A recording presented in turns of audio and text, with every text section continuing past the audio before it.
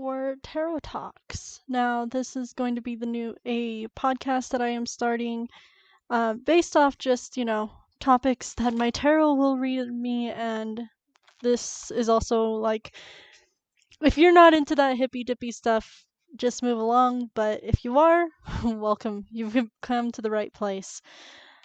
Now, I'm going to start off. I want to welcome two amazing good friends who have also witnessed my crazy fucking life and how magical I guess it can be. Um, but they are amazing people. Please welcome H and Salt.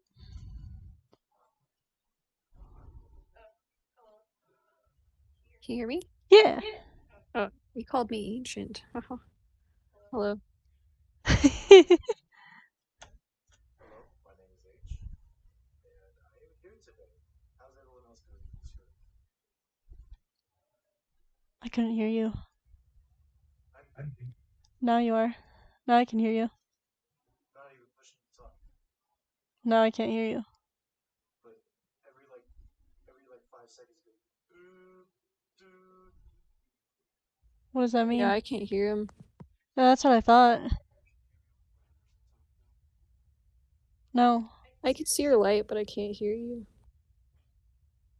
Oh, Put your face up to the mouthpiece. where's the mouthpiece?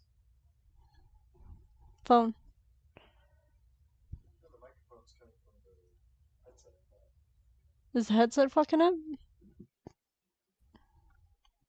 Well, anyways, guys, as we wait for that to be resolved. Is it dead? So the microphone's not working. Yeah,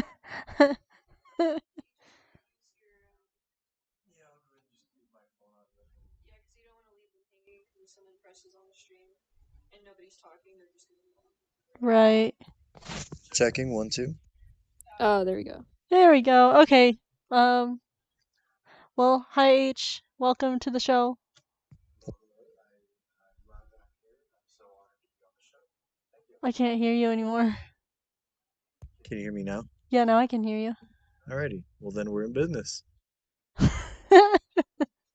Alright, anyways, how are y'all doing tonight? Honestly, you want my honest opinion about that? I'm doing lovely. I actually am. Yeah, I'm doing really good. I just got off work and just vibing here. How's everyone else? Salt? Wow, that almost got deep. I'm There's good. there's nothing deep about that way. I just got off work. It was almost going to be deep because you're like, you really want me to be serious about that? It's lovely. Yes, I don't even know. I don't even know. I'm a little tired, but powering through it, man. I'm good. I'm good. Alrighty, so anyways, I'm glad that everybody's doing great. I'm also doing, doing pretty good myself. Just chilling out, trying this out, and, hoping the best for it.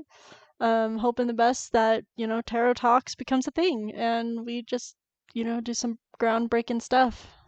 Well, I mean, it's already a thing because you just made it a thing. I think what you mean is Every great idea starts out small. every great idea does start out small. You're absolutely correct. See, Salt is like someone so fucking amazing that I just like. Stop. The Their brain compliments are is going all around the room. my brain's unfathomable about these people. Like it, it's amazing. But anyways, okay. So to start this tarot talks, the reason why I want to call it tarot talks is mostly because I'm going to be pulling tarot now. Salt H, you guys know me very well. Actually, you guys know me the best and the most. Do you guys want to explain why I am into tarot, or how the whole psychic thing craziness has like entered your life personally? You go first.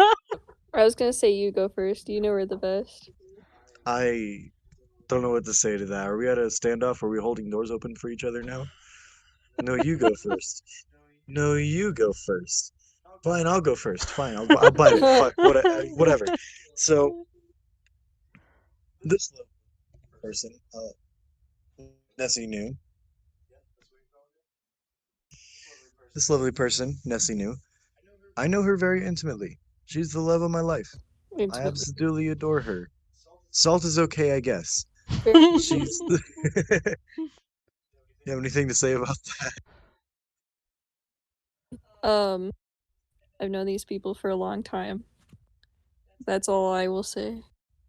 And I've known both of them, I think, about the same time. I think I met both of them at the same time, yeah. But I decided one of them was better than the other. So I chased after that. Shout out to Nessie New. Love you, baby. But uh, in terms of this tarot talks thing, she does wonderful things. I can't even begin to explain, honestly. Like, just finding the right words for it. She'll have these dreams, these what did we call them earlier? It started with a P. It's not a proversion or anything. What was it? Was it a premonition? Premonition. Yeah, that's exactly what it was. She has these dreams and premonitions, and at first, dating her, I'm like, this chick's crazy. I don't know about this. But then, like, everything started Yeah. like falling together. All of her dreams correlated with things that would happen. And so she would dream and have these premonitions before anything actually happened. I thought that was pretty bizarre. Oh, I for one, if I'm out with Nessie and she says suddenly like, "Oh my God, we have to leave," I've learned the hard way. Not gonna get into details about all the different ways, but I have learned the hard way. You trust the premonitions. Bad things happen when she says they're gonna happen. So, she got weird vibes about a parking lot. We don't walk in that parking lot. It's a rule. I feel like a whole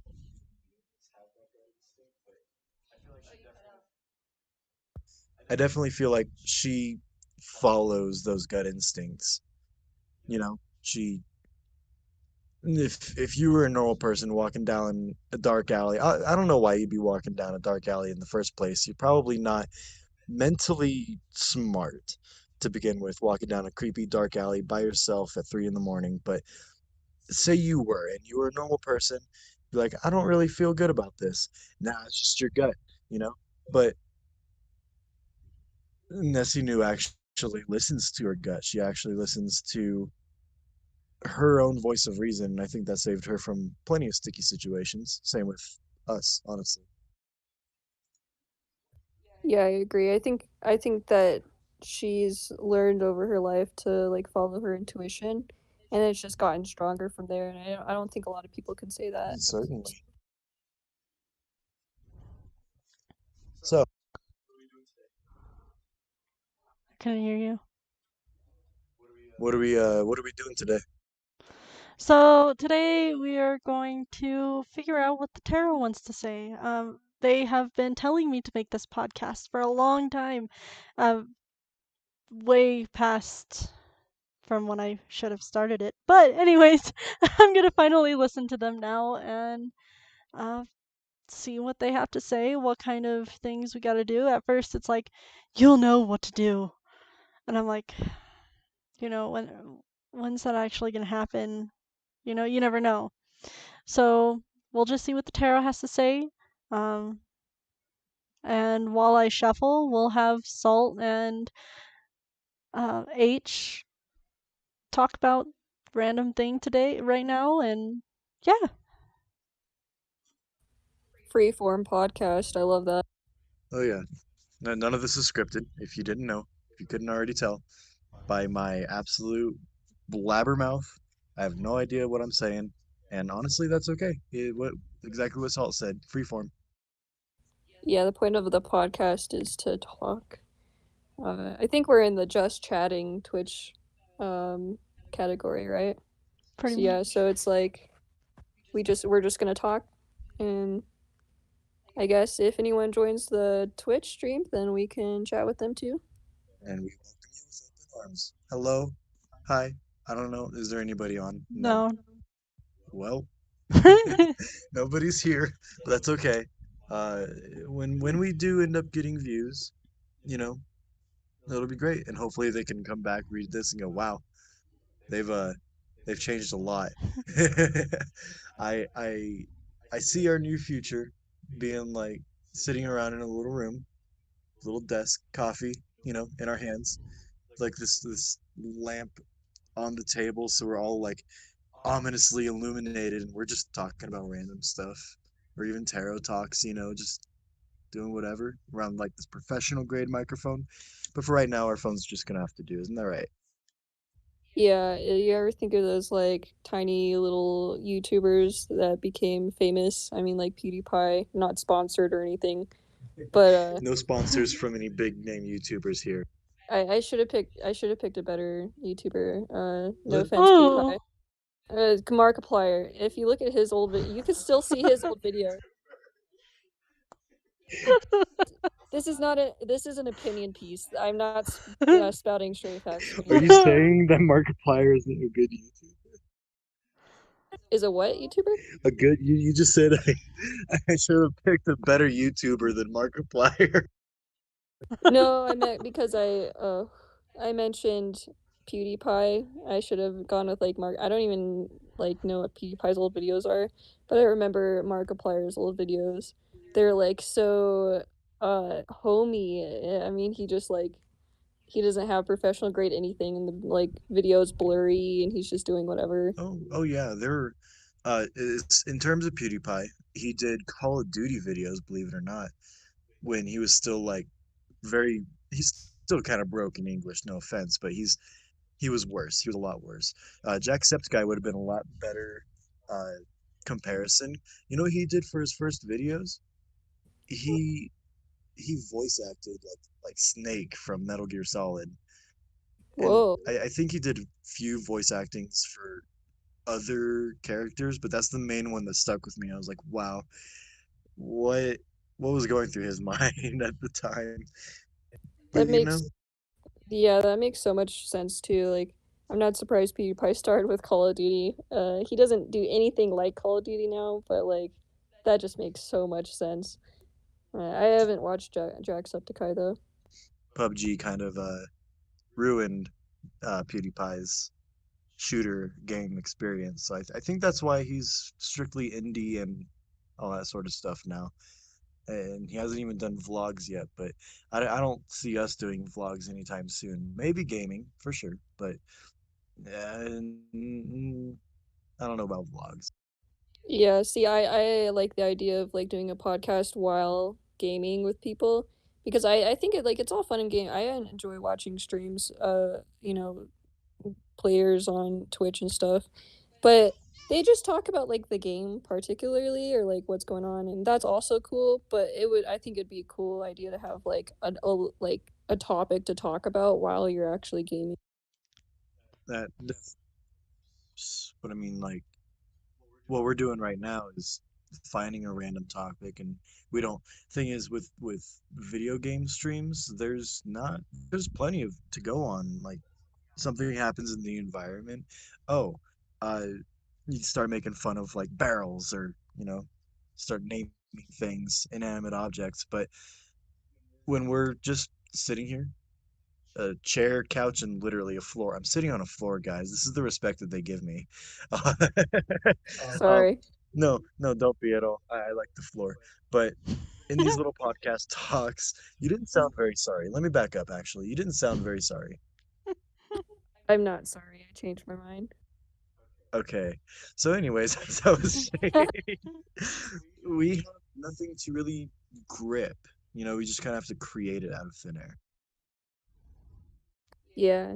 Uh, we're no big YouTubers in this house. Uh, Not yet. I don't want to jinx any of us, but You gotta knock on wood right now. there's conveniently wood right next to me. There, yeah, it's right in front of me, so. And Nessie has a whole wooden desk right in front of her. She's got the grand old seat.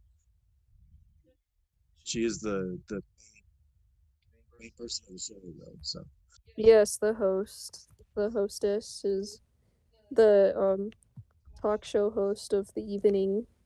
And every evening, because this would not be a thing without her. And speaking of, hello, how are you doing over there? Are you pulling out cards? Yes, it's just telling me about you guys. You guys can hear me, right? Yeah. Okay.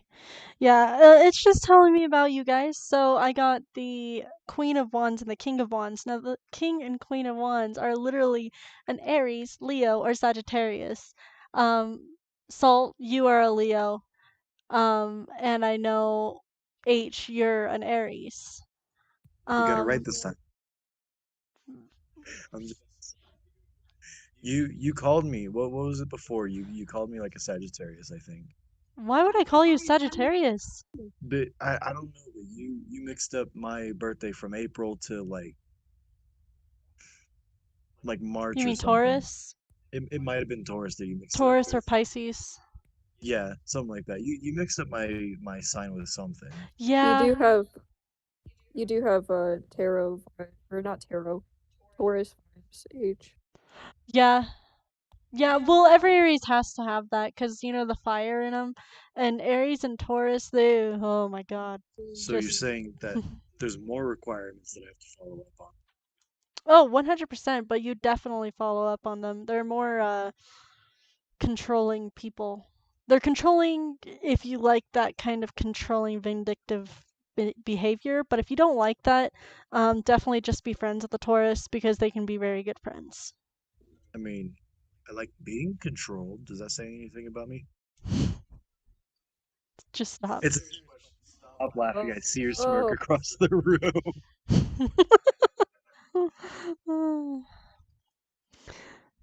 No, but in all actuality, like what my cards said, there it's like, oh, there's the king and the queen of wands are around you, and these people are helping you and being in a way grateful. Now I need to go to the five of pentacles and the eight of swords. So 1 second.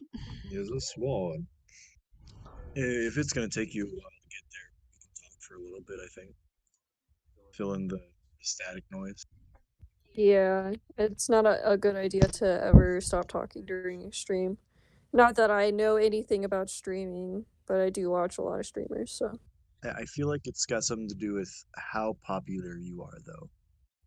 I'm sure if Mr. Beast made a video, like say a 5 hour long video of him just sitting, staring at the camera, doing absolutely nothing, no twist at the end, nothing in between, no sound, no size, no nothing, just sitting there, breathing, looking at the camera, saying absolutely nothing. I'm certain that that would get more views than half the other videos that are out there.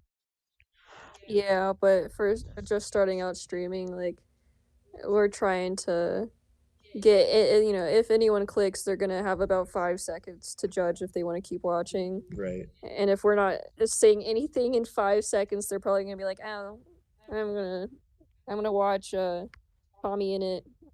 He's pretty big on Twitch right now, I think." That's 5 seconds of peer pressure I don't think I can handle. It's been 5 seconds, quick. Oh shoot. Hello. I'm just gonna keep this button down all the way so everyone can hear me and it's gonna echo. Hi. How are you? I'm good. Don't echo, no. Echo. We're not careful. Okay, so I just looked up the Five of Pentacles. Five of Pentacles technically means um, that there is a loss. There was some kind of loss, and I think it has a lot to do with me. I've been in a position where I have felt like there really hasn't been me. I haven't really been me. I've been more focused on one thing and one thing only, and I still haven't gotten it. And, you know, manifestation is a thing, and the more you manifest that worry, the more that thing happens. So I need to find something that's not worrying me. It says to ask for help, and yes, this in a way, this podcast will keep my brain away from where it was, away from keeping that. Yeah, it'll give you something to think about other than, what you're trying to manifest. And that's an important part of manifesting is that you take your mind off of it. Right. And just even just sitting down talking with two people that you've known for the longest time. I mean, that alone helps you out, but then projecting your ideas and your artistic style out to the world, that's certainly helping out with any sort of negative mentality that you've had before. It's helping you, I'm sure. And here we are now. Yeah, it's always good to like have a hobby or something that you're putting a lot of like artistic creativity and all that into. Just I mean, life's so hard and it's bleak without art. So even making a podcast with people that you've known forever really helps.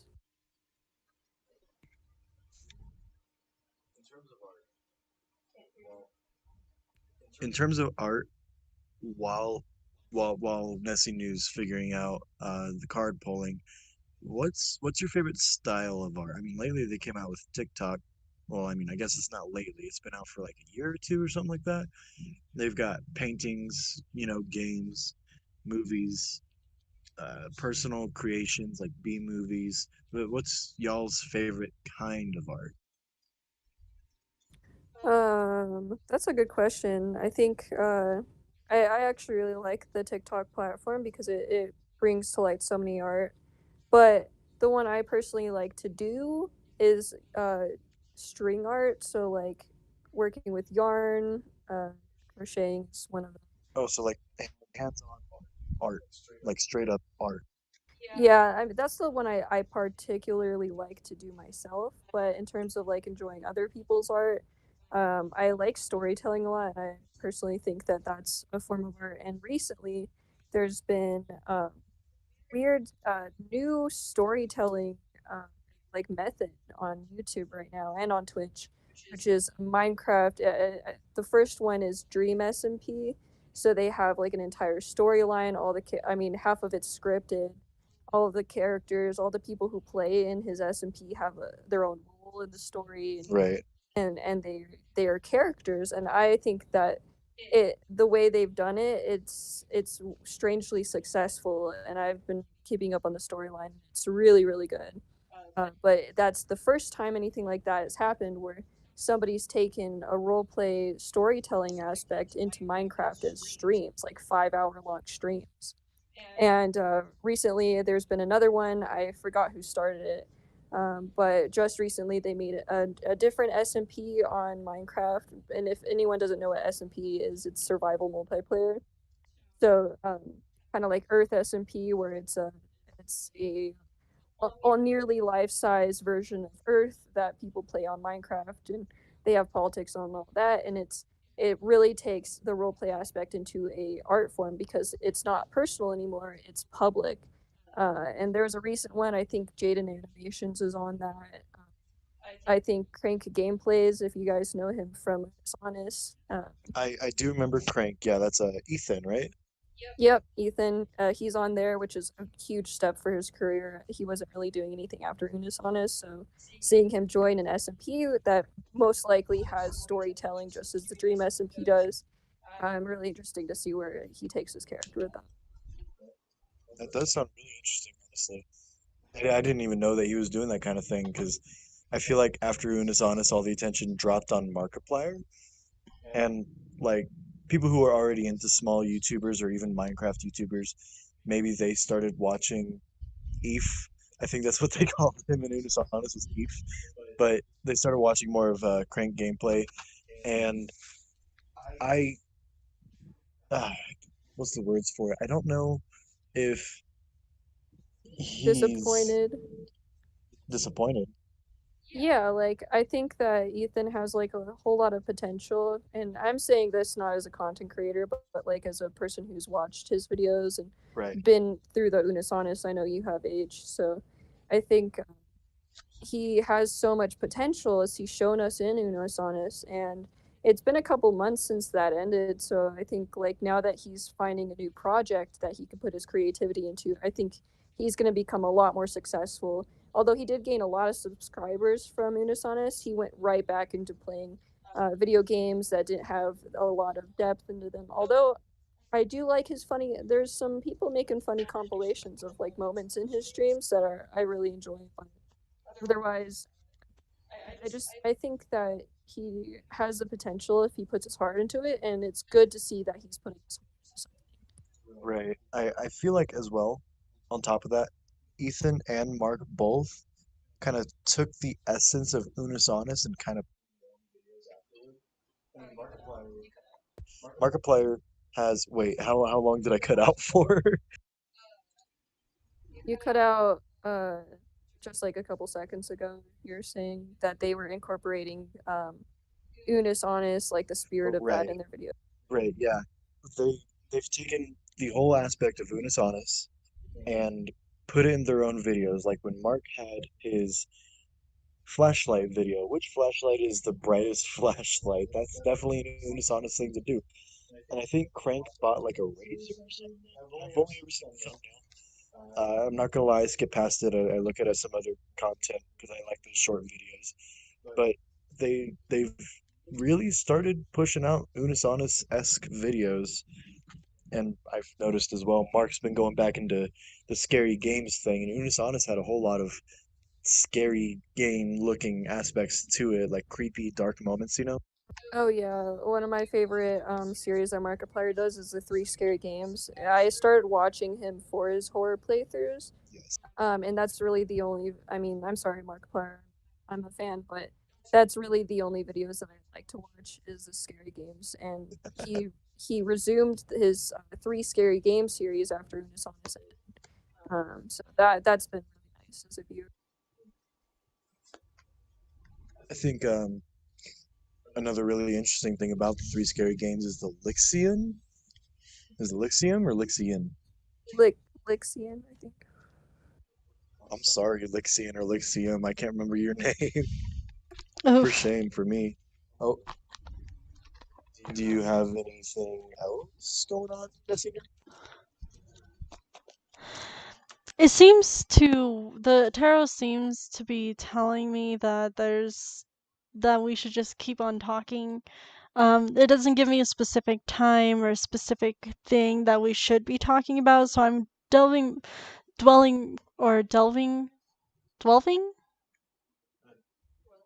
Dwelling? Delving. delving. Okay.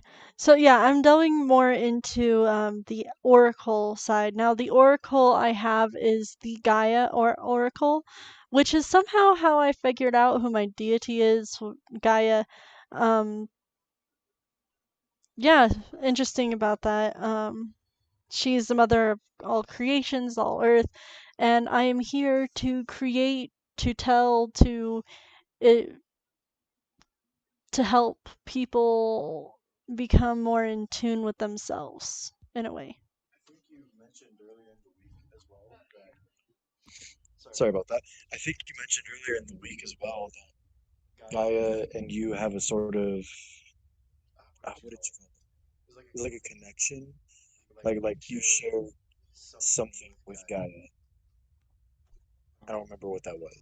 I mean, we definitely, I mean, we all share something with our deities. Whether even if you have a deity or not, you share something with whomever you may or whatever you may believe in, because we all come from somewhere. Um, Me personally, I believe that I have gotten closer with Gaia by, I don't know, she speaks through my cards. And doesn't just speak through my cards, but will speak through my candles and, of course, my altars that I create throughout the house. Right. Well, that is really cool, honestly. Do you have any for anyone who's looking to connect with their what did you call them again? A guide? Deity, which is Deity. pretty much a guide. I mean, to an extent. Kind of like a spiritual guide, right? Some yeah, deity. Do you have any advice for anyone out there who's looking forward to connecting with their deity or something to help them out during that process? Honestly, I always love helping out people in the tarot world, to people who actually believe in the tarot. Um, I try to help the best I can. I mean, I've helped several people. I've had several people come to me asking for several different tarot readings, and it's mostly because I'm at least I'm good at what I do. Um, I've helped many people find their deities, and I've helped many people um, just discover that they had toxicity in their lives as much as their friends and family do. I mean, even with people that don't necessarily believe, like the skeptics, I've seen you do readings for skeptics, and they've visibly on their face they've changed their mind about the whole situation. I think that's bizarre too. Yeah, that yeah. I mean, one of my friends, AJ, they are very And just to disclose this, we're not using any real names, right? This is all no, this is all fake. fake names. Okay, I'm not just gonna disclose someone's information just because I feel like it. Like, there's like, yes, I like having a free moving podcast. Do I want to have that up in other people's businesses? No, because there's no part in business. If they're not going to be on the chat, then they their name shouldn't even be on. And even if they are in the chat, they have their right to just to not disclose that information. right. That's very true. I'm so sorry. I didn't mean to take you off the subject. But what about AJ? Okay. You did their reading, right? Yes. So, AJ's reading was very, very different. Um, they come from a different. We all come from different families. You know that. Um, but this reading, they were like, "Hey, what's going on in my life? What's going to be happening?" I'm like, "Well, you're going to be moving soon, and possibly cross country, or not to other countries, but somewhere within the United States." Um, Yeah, that's cross country, I think. yeah. So, anyways, they they're like, that doesn't even sound right. I've been living here my whole life. I don't think that's ever gonna happen to me. And I'm like, well, just wait. Well, not even a week later, they ended up getting in a relationship with one of my good friends, um, and they end up moving to with that other person who lives across the country. And within a month, they were living all the way in that other state while we were here, while I was here. And they're like, "You were right." And I'm like, "Yeah, I usually am." And It's like, yeah, I know I'm right. What's it to you? right. And so ever since then, AJ's just been talking to me ever since. And I have several other people. Like, I've had coworkers come up to me when I used to do overnights. I would talk to my coworkers, and they'd ask me for several readings. And even I've had this one person, every time they were on shift, they wanted a reading from me, mostly because I could tell them what was toxic in their life, what they needed to let go, and what is to come if they do or do not. And unfortunately, said person, I believe I knew who you're talking about, and they did not fully take the advice. They didn't fully take the advice to heart, and if it's who I think it is, I've seen them kind of try to avoid the fate that you've told them. Like they don't want a part of it, or they just chose to ignore it. But they asked for tarots like, oh, strange to me, honestly. I don't know who would want a reading and then just forget all about it. Well, you see, some people crave that kind of thing because it gives them attention. It gives them the attention and the feeling of that. It's kind of like somebody talking about you. You like when somebody talks about you, and every human likes that kind of thing. They're like, "Oh, you're talking about me? Keep on talking about me. I really like that." Because it gives you, I think it's serotonin. That's what it is. Yeah, Dopamine. no dopamine. Dopamine. Okay. I see. Salt. I knew you were gonna say something about that. Yeah. Uh, yeah, it boosts everybody's ego to like hear people talk about them, you know? Yeah. But yeah, everybody likes talking about themselves. Everybody likes other people talking about them. So this person in particularly hasn't, from their childhood, you can tell that they didn't get the attention that they needed, so they go on to others. And when they talk to somebody who knows about their lives and who can give them depth about their lives, they go into depth and they're like, oh, I want to learn about this. I want to keep on learning about this. And you're like, yeah, no, sorry, dude. Bye. Adios and adios. Yeah, I've had experiences like that with friends too, where like I don't give any kind of tarot readings, but I've given advice to some friends, and like it'll just turn into like 4 hours of just talking about their life. But they don't really apply. And unfortunately, no sense of talking to them or anything like that. None of it's really an eye opener for them. They just keep doing what they do, and it's up to them to change that. And if they don't want to do that, then there's not a whole lot you can do. As long as it's not affecting your life, then they can keep doing whatever they want. Yeah, it's kind of like almost that they get affirmed in their like ideas about themselves. They just like that they have like a character instead of like changing or improving. Right, exactly. And I feel like all people have that kind of thing. They all have that little thing to them where they're like, "Oh, say more about me. I just want to know more." It's like, bro, it's not about you. It's about the path you're going on, and the path you're going on, if you keep continuing this thing, is it can either go very good or very bad. It's the Wheel of Fortune, man, and that's the major arcana. Major arcana always is going to be right, and sometimes it's not the best. It's like when you get the Justice card, Justice, Wheel of Tarot, they're all talking about um Wheel of Tarot, Wheel of Fortune. Um sorry. Uh but when you go in depth about those things and you tell them, "Hey, this could be happening. This is because of this." They're like, "Oh, yeah, I know." When they don't know and they don't ask in depth, they're just like, "Oh, yeah. Okay. Next." But anyways, enough of that. Let's go on to another topic. As well, obviously we all know that today is inauguration day. I don't want to get too political because just simply because it is, you know, bleh, nobody likes talking about it. Nobody wants to be a part of it.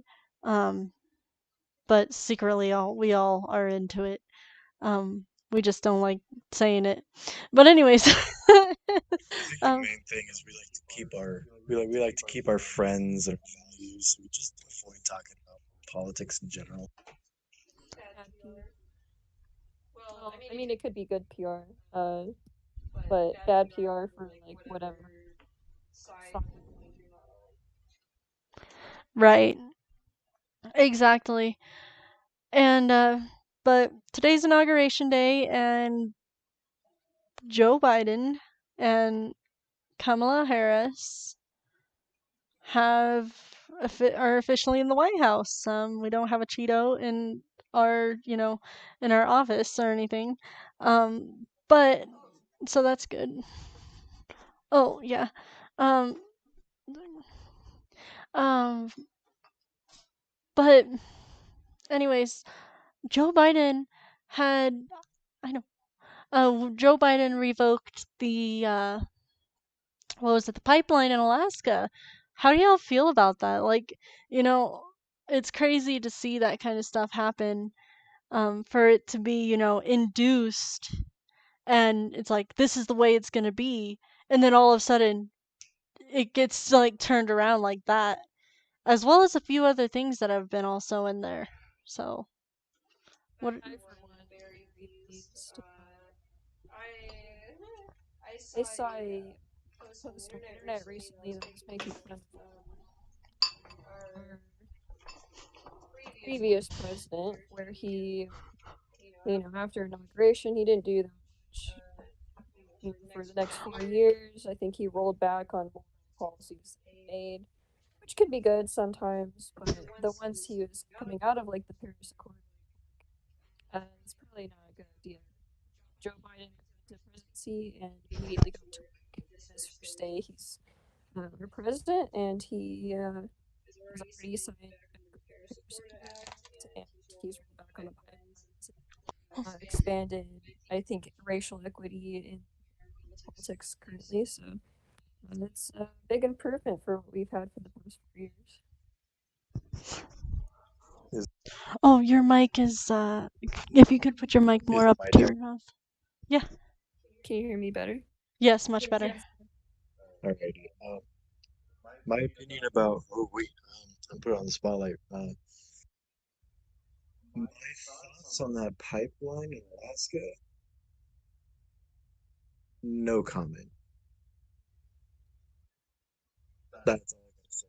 There's no comment. I'm sorry if there's not a whole lot of content in there, but I I don't feel I'm educated enough on the entirety of the context and all the pieces that are provided. I haven't looked at them. I just found out when I got home, so I don't have any comment on that. That's honorable. It takes a lot to, withhold opinions if it's not informed. Some that even y'all might know that just don't care. They don't have any knowledge about the subject. They'll go off on a tangent and you're like, why? You know nothing of what you're talking. Happens a lot more often than people think, and I would just rather be educated on the fact than try to speak opinions about stuff I have no idea about, you know? Exactly. Like if I'm majoring in one thing in college, I'm not an engineer, so I'm not going to make comments about how to build a bridge correctly because I don't know. And it's the same way that like people should inform themselves before they give comment on subjects. And sadly, a lot of people will just give their opinion anyways because maybe it makes them look smarter, or they were taught in school to at least try to answer a question, even if they don't have the right answer. But in reality, it hinders everybody involved. They might be spreading misinformation, or they might be giving a completely false opinion, or they might be talking about a subject matter, and people are the most educated in the subject matter can just tell right off the bat that this person has no idea what they're talking about. So it's always good to, like, if you don't know, not to make comments on this. Well, at least on the internet, it's obviously for people want to talk about it in personal conversations because that is just opinion based. But for any kind of online interaction, people really have to be aware of like how much comments go. Right. And honestly, if you don't know a whole lot about the topic, be honest about it. Like, I don't know a whole lot about Pokemon. I'm sorry for anyone who's listening, and it's a sin. Rue, you will rue that day. It, Oh, that's sausage from Pella, Iowa. So there, if you ever have a really good, I'm sorry to cut you off like that, H. no, you're okay. But just to get on a lighter note, I want to talk about where we went like what last week, literally last weekend.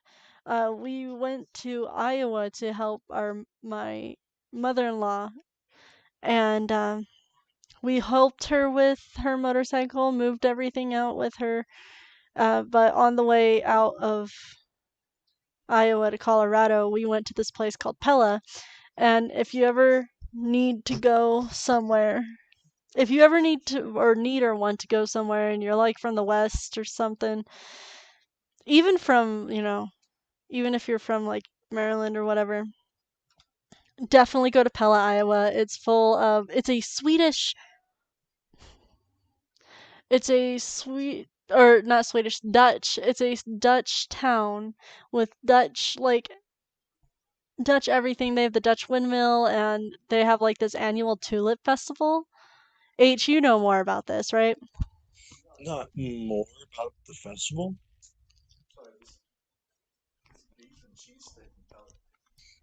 The beef and cheese stick that my mouth is just stuffed full, so I'm so sorry. But I don't know more about the festival itself, but anything traditionally Dutch can be found here. Everything there is handmade, hand butchered. All the people there are, I would say, pretty welcoming, but that's probably just the customer service in them that they have to, keep up with. Because I mean, you can't just be part. I don't know if exotic's the right word, but we're gonna use it anyway because I don't have any other words to use.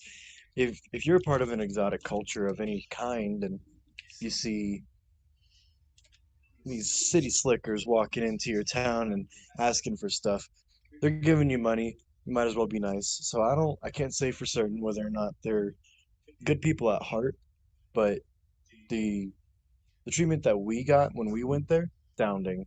It's a little bit pricey, but if you don't mind the price range, it's definitely worth it, I think, because they're very tasty. The pastries there at the bakery are delicious. Got Dutch letters and goat legs. Had mine with coffee earlier actually, and that was really good. Well, what about those almond cookies? Those are so good. What was that? Those almond cookies. So there is these almond cookies with almond paste. Something Dutch is really Dutch people, or I guess, or Dutch Americanized things are they're just filled to the brim with this almond paste, and it's kind of like butter, but or like the okay. So have you ever, if you ever had a pecan pie, the middle of the pecan pie, there's this weird paste and it's kind of like a gray brownish paste, and a lot of people don't like pecan pie because of that. um that is an almond paste, or that's actually, isn't that like a walnut paste or something? I know you're more into that one. It's a mix of sweet nuts in most cases. Like We if can you were to go to bless you, bless you I twice. couldn't see, we couldn't hear you.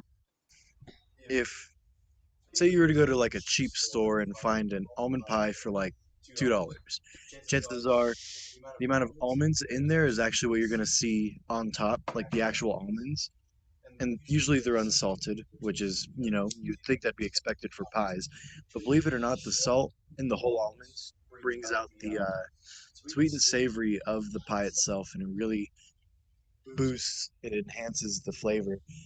But, anyways, Walmart pies, the filling's probably going to have different sorts of nuts in them. Whereas from Pella, everything was ground in this, like, it's like a medium-sized mixing bowl looking thing. They put the nuts in there and they grind it up. It's fucking delicious. And they use I believe it's the water from certain nuts as well to mix in with the nut dust that they just crumbled. Add sugar, some quick cream. That's that powdered cream stuff, the little cream-based thing. And they make this paste out of it, and it's delicious. Out of all the labor, that goes into it, I wouldn't doubt it that it's that much. It's pretty pricey there sometimes, but the cookie itself, it was delicious and it was only $1.50, I think. Not even, it was like 50 cents. 50 cent? Oh, that's right. It was a mini cookie. Pella's actually generally pretty cheap. I mean, yes, some of their things can be pricey, but generally we only spent like 20 bucks and we got over like a dozen cookies, something like that. We got like a giant sugar cookie, I believe 6 Dutch letters, 4 goat legs, Yeah. And then and Whoa. almond cookie. a couple of those half S's as well, which were the half of the S letters. Now S letters are like a puff pastry with the almond paste right in the middle. It's so good. And if you ever have the chance to eat it, oh, eat it with coffee. That is amazing. It's delicious. It really does bring out all the flavor. Um, I don't believe that Salt has tried things from Pella. I offered her the beef stick, but she begrudgingly refused. I'm a very picky eater. But I think it sounds fancy. It does sound. It is fancy. I think the main thing that I turned it down for was the cheese inside the beef stick. I just think it's cool that they had an annual tulip festival and all. Okay, so something awesome also around this little cute town is that it literally Sorry, one Take a second. second to breathe. Okay. There you go. I think that was something awesome about it is that they have an annual like tulip festival, and not just like an annual tulip festival. Their streets, their sidewalks, everywhere where there was grass was tulips at one point. And Anything that can grow things was growing things, basically. It's gorgeous. right, exactly.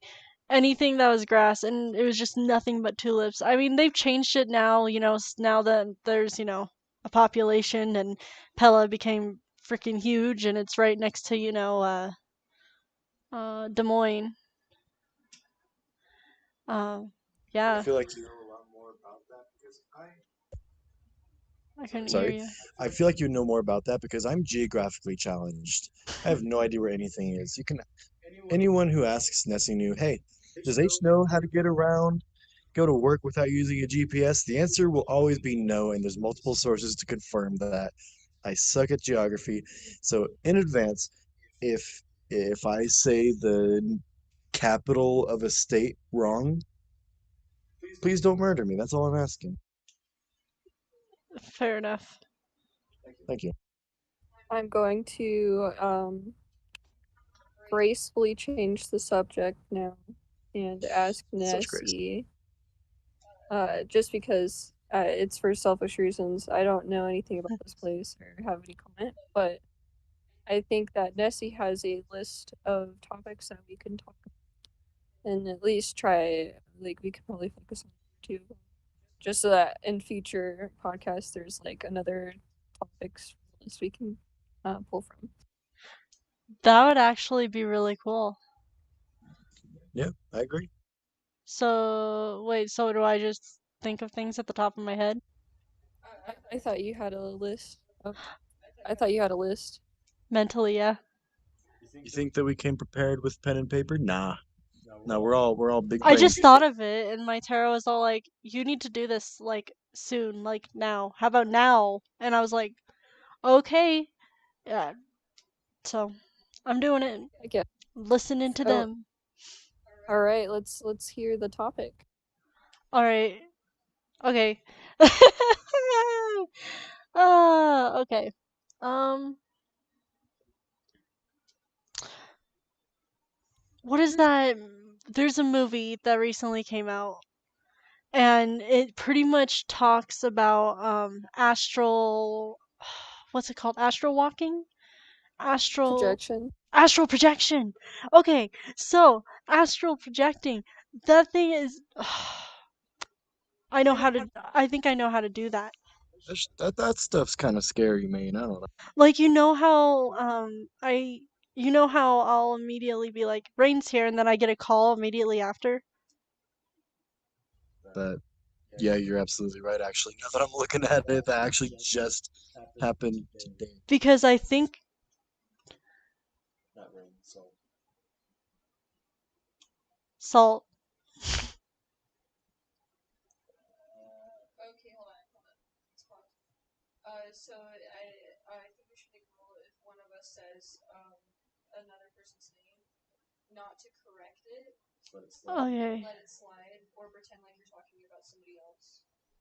Oh yeah. Because so since you name slipped, just carry on talking about this rain person in your life. Like you just briefly mentioned like, oh, a friend, when she comes over, I can, instead of being like, oh no, it's actually this other person in the podcast. So should we? Don't just don't correct it. Okay. You make the connection. Okay. It's the same thing as just calling that person. When So just roll with it. we Okay. break? I don't know. Whenever you guys feel like it. Um. Okay, guys, sorry for that intermission. We had some technical difficulties. What were you saying, Nessie? My phone's big up. Oh yeah. Rain. She's coming over, right? Or they are. Yeah. Okay, that's still outing me. God damn it. Well, Uh-huh.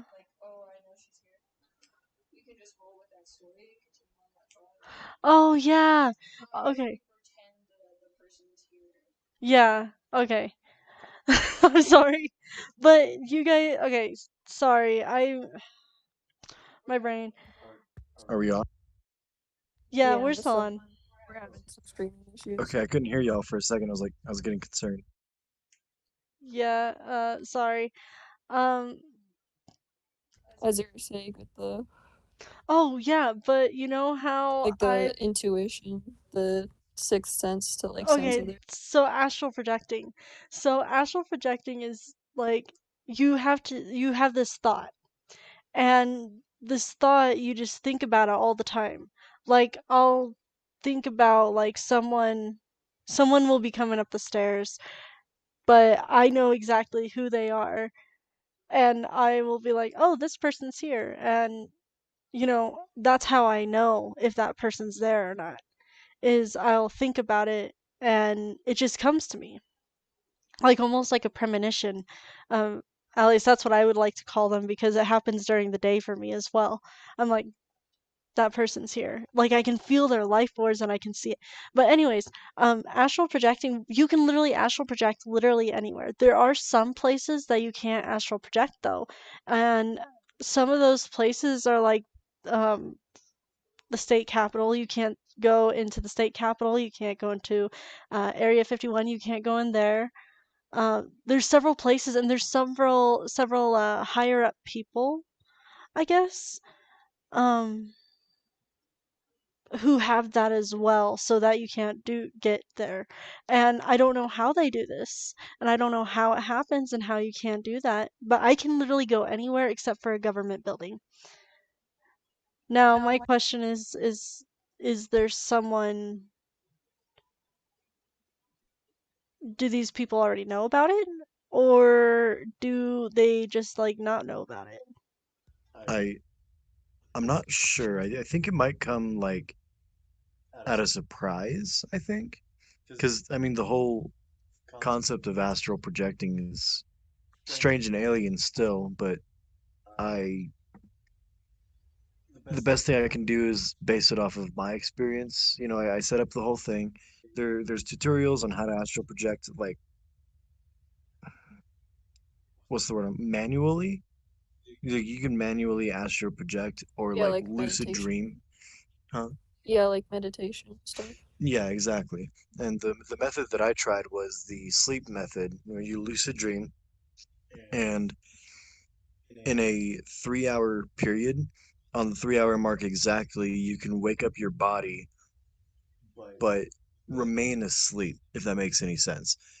There's a point where the human body's like, oh, it's time to wake up now, but your basic, essentially your soul's like, I don't know why you're trying to wake up. I'll do the work for you, or something like that. And the last time that I had that experience was also first time is the last time. I scary as heck. I refused to do it ever again because I remember waking up, walking out of my body, and I believe it was the back door at the time. We remodeled the house when I was younger, but I believe I walked to the back sliding door and I was looking through and I saw something in our backyard, and it was his back was turned to me. It was minding its own business, and I think I made a shuffle to close the blinds, and this this thing turned, it snapped, turned, looked at me, and then I woke up. And I checked the time, and it correlates from when I checked it when I woke up, quote unquote, woke up from that mental projection state. And I was, terrified. So after like 30 minutes of cowering behind cowering under my bed sheets, I went and checked, see if anything was out there. The motion light was on, and the door was still locked, thankfully. But I found it strange that the motion light was on. I don't know if that has any correlation. It could have just been a raccoon or something, but that whole experience kind of threw me off, and I don't ever want to do that kind of stuff. That reminds me of, I mean, well, I guess first I gotta give you some credit on the story because that is so fucking scary. I would be freaking out, like personally, if I experienced that. But there's some dangerous things that you can come across, like Certainly. from from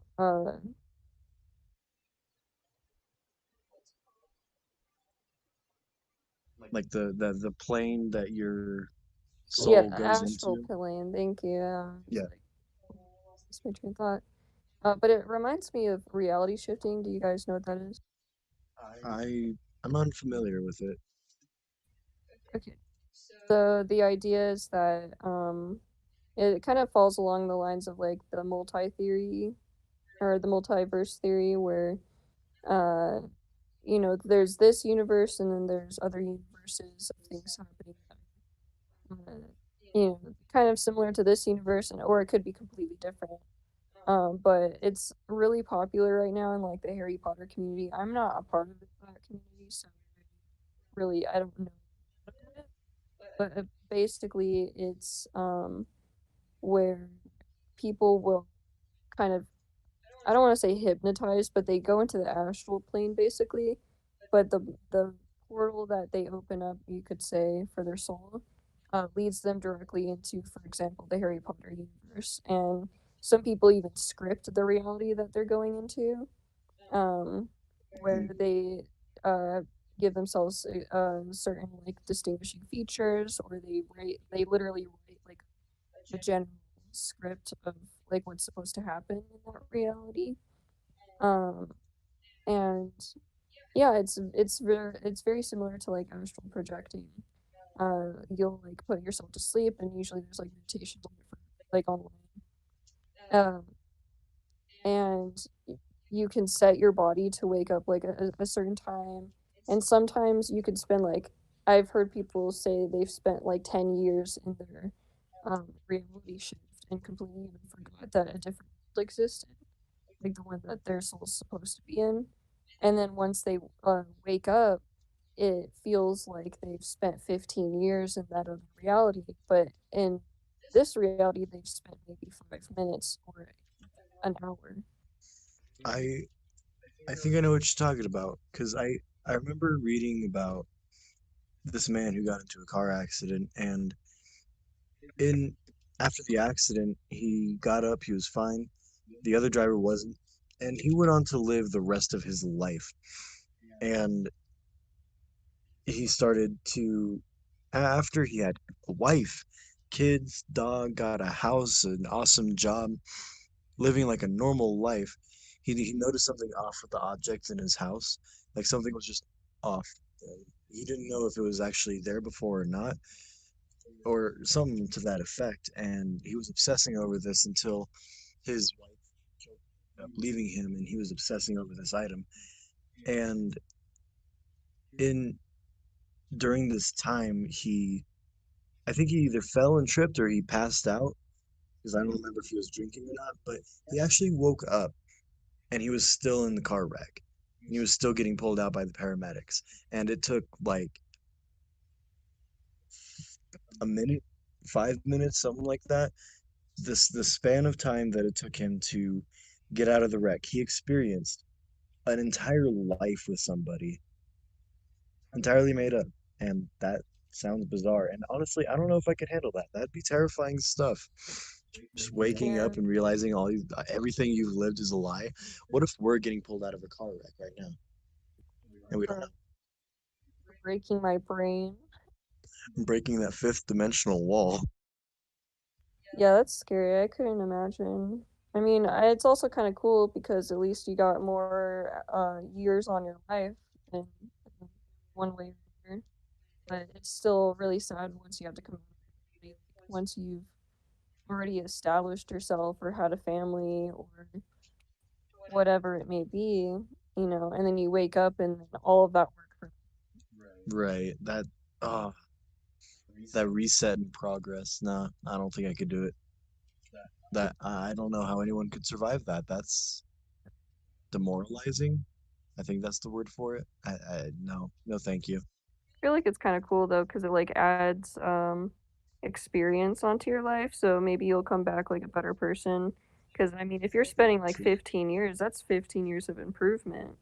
And then you come back and your life in reality, in this reality is enhanced in a way. But still, it's kind of like having a save file for like a game that you spend 400 hours playing and like building up and grinding and stuff, and then you log in one day and there's an update and your whole save file is gone. Oh yeah, I think we've all at least been there once, and Yeah, you might be like skilled a lot more at that game, but you have to start from scratch. That sucks. yeah, going back to my previous statement, couldn't do it. Although I think I think with that kind of thing, there's more questions than answers, and the more answers you find, the more the questions just keep piling up. For instance, like I want both of your opinions on this. What if you're in this alternate reality of sorts, like you're in the car crash and you're in this coma like state and you get up and everything's fine. Do you think you'd be able to obtain the knowledge from this reality, and would it be different based off of your perception? For example, like say there's a book that you've never read before, and in this other reality that you're seeing, you pick up the book and you read it. Is it going to be the same as the book that you've never read in your real reality? Probably not. I think it depends on how different that like alternate reality is, and it should be exponentially different because from the second that you don't survive the car accident uh, to when you do survive it, that from that second your life changes drastically in different directions, and so do authors. I mean, it's the butterfly effect. In the life that you survive, you walk up to a pilot and you say that have a nice day, and that pilot was feeling really sad, and then now they're not so sad, so they don't make bad decisions. They go on with their life. They become a famous author. Then they write the book that you're going to read in that new dimension, just as like a long explanation of like the butterfly effect that books would probably maybe he writes a happy book instead of a sad book, kind of thing. So I feel like just inherently knowledge in one reality be different than the other reality, and at some point they're just not gonna even correlate whatsoever. That's both interesting and frustrating because imagine the butterfly effect on said book, and instead of like changing the entire outcome, making something about, for example, the Holocaust, like writing a documentary about the Holocaust versus butterfly effect change, writing a children's book. It could be that drastic, or it could be writing in a different font size or a different font in general, like that you Exactly. don't know. And that's the problem that I have with the butterfly effect is the change can be so slight. And I mean, I think that's where the Mandela effect came into place too, isn't it? Like, Yeah, exactly. On 'cause- that note, though, like with the multiverse theory, every single uh, alternate reality from the butterfly, like anything that's possible from the butterfly effect exists, Ooh, it's chilly. just in different dimensions. So there would be one reality where it's a different font, and then, but other realities could be so much, as different as a really dark documentary versus a children's show. right. Man, I don't know. What if, I mean, technically it is. Everything that we've come to know right now is the effect of the butterfly effect. And that's pretty darn bizarre, but Yeah, even down to our existence. How Um, bizarre. say what? You know that TikTok and the how bizarre, So, how bizarre. How bizarre. yeah, what you're saying about the Mandela effect, that's super interesting. Oh yeah, everything's like going back to normal. What do you mean? So apparently with Mandela effect, the Land O'Lakes, indigenous woman is on the butter thing again. Yeah, okay, so on the Land O'Lakes butter, apparently there's no Native American there. Well, now well, originally it wasn't there. Now it's back. Wait, are you telling me the Native American lady on the butter box? Yes. They could have taken that out though for like, That's what I was thinking too. yeah, I think that was one of the initiatives of BLM is to, for example, I don't know if it's the what sport it was, but there was one where it was the Redskins. I think it was baseball or something. Oh yeah. I'm like 70% sure that they changed their logo and their design and everything because it's like gentrifying to have a team after like a Native American. So I think they Oh yeah, that's true. Oof. yeah, I don't know about the butter thing. I know what you're talking about though. It took me a minute to catch on, but yeah, I haven't seen it when I go to buy butter, so could be. I think everything. So apparently the ball dropped like it skipped, like it dropped 10 minutes after or something like that. Or it paused 10 minutes or I don't know, something about 10 minutes and it didn't go down the way it was supposed to. And apparently that's us going back to 2020 all over again. I hope not. Nah, Me man. No too. 2020 for me, please. Thank you. I mean, We right all now know we're that pretty feels. good. Well, they are talking about two planets, like this planet splitting in half, I guess, or no, not splitting in half, but like two spiritual Like the energy, planes. yeah, the spiritual planes What if are separated. one? Oh, what if one of those?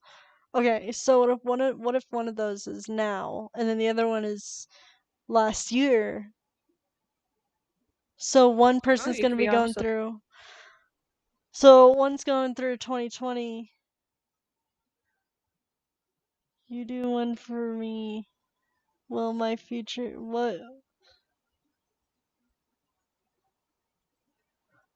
Oh, we got some people in the chat, Yeah, oh so yeah. let's hear it. Ghost Fighter says, "Will my future what I'm thinking it's what will my future girlfriend look like? What will they look like?" I'm not sure we could do. Uh, Nessie's tarot doesn't like specify on looks, but she could probably give you a good idea of what kind of person they'll be. Yeah, and I'm also really good at saying their zodiac, so you'll at least know what their zodiac is. And I They hate to said break it to you, yes. but my wife is the prettiest girl ever. So sorry that I took all the looks, but it just is what it is. But we could definitely find you your dream girl. No problem. Then do Is there a that problem then. with that? No, they said then do that then. They want to do personality. Hold on. Yeah, Page of Swords. Ooh, it already came out with somebody. Ooh, wow, that came out fast. Okay, so that is the Page of Swords. Now let's see here. Got the Page of Swords, Page of Swords. I'm all getting excited because of this. Um,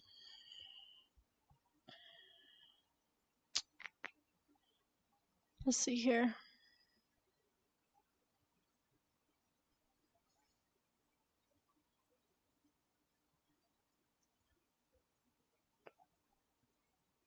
Five, six.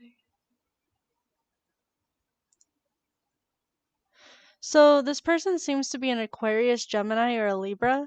It also signifies blunt or abrasive, engaging in petty gossip.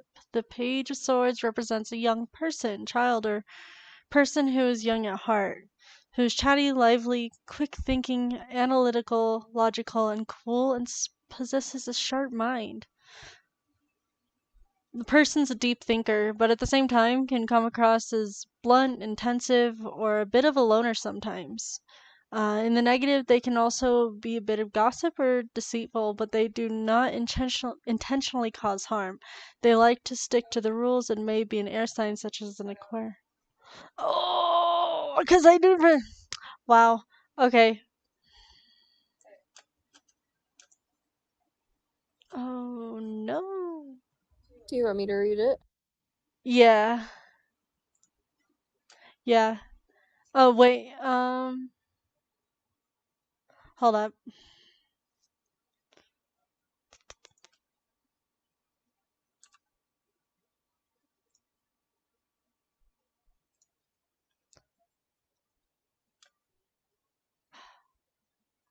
So. I can go ahead and pull it up here. Okay. Or actually, do you want to use your phone? Oh yeah, that'd probably be best. And give us just 1 second. We'll be right back. Well, we're not going anywhere, but a little bit of radio silence never killed anybody. It'd be a lot better than hearing me talk. But we're trying to figure out stuff right now, so it's just gonna be 1 second.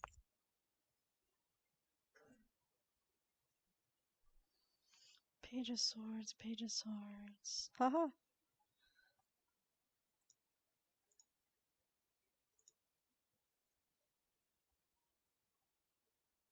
Her personality.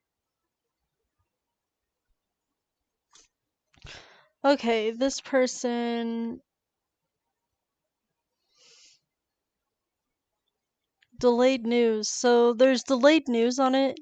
Um, delayed planning. But there's a bunch of planning and inspiration. Um, but from what it says, there's a Aquarius, Gemini, or a Libra person. So this person may have been born in June. Libra is also, let's see, October through November through October, I think. Um, and Aquarius is right between, I think it's right between Pisces and Capricorn.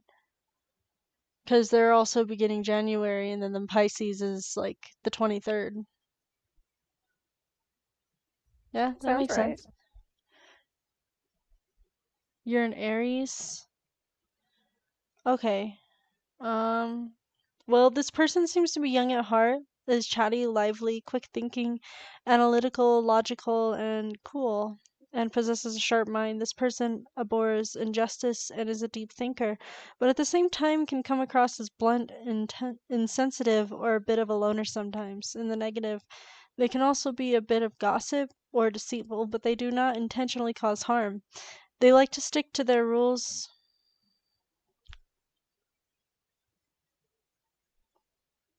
Um, let's see here.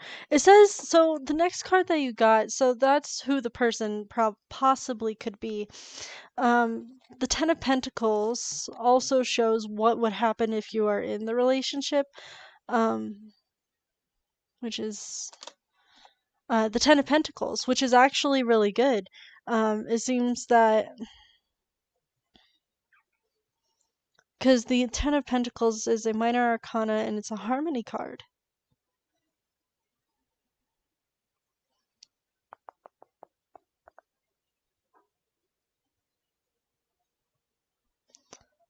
Let's see here. Ten of Pentacles. Well, you also got the Ten of Pentacles, but you also recently got the Devil after that.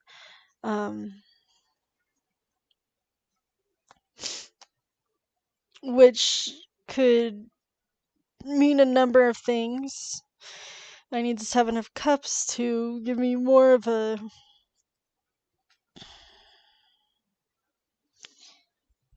explanation.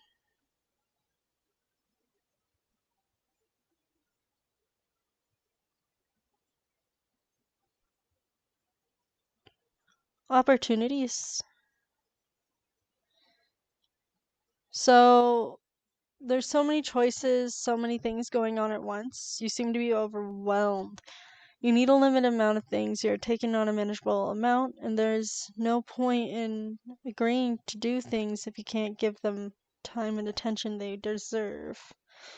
So it seems like you're wanting this to happen, but right now possibly isn't the time.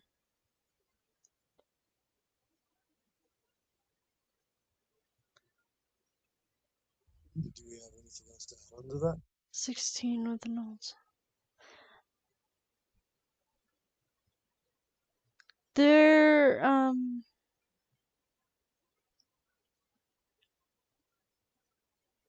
so it seems like you are wanting, like, so it's you're wanting to be in this relationship, but that relationship's not yet ready for you. Like it's coming, don't worry.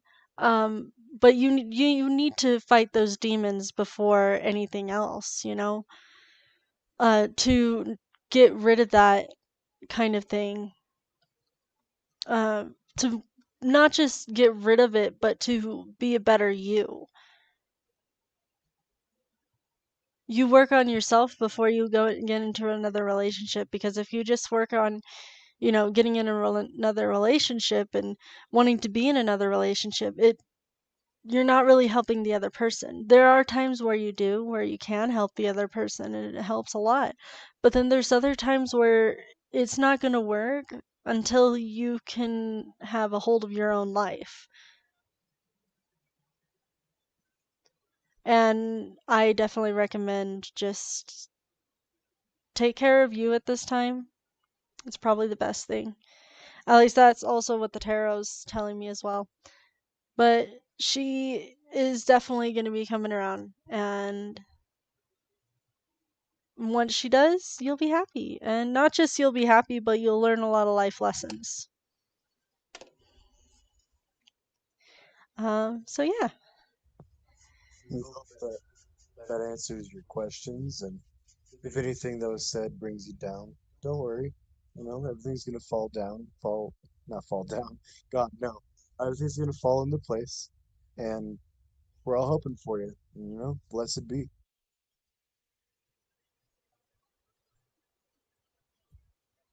Are you guys ready to take a break? Oh, putting my third eye and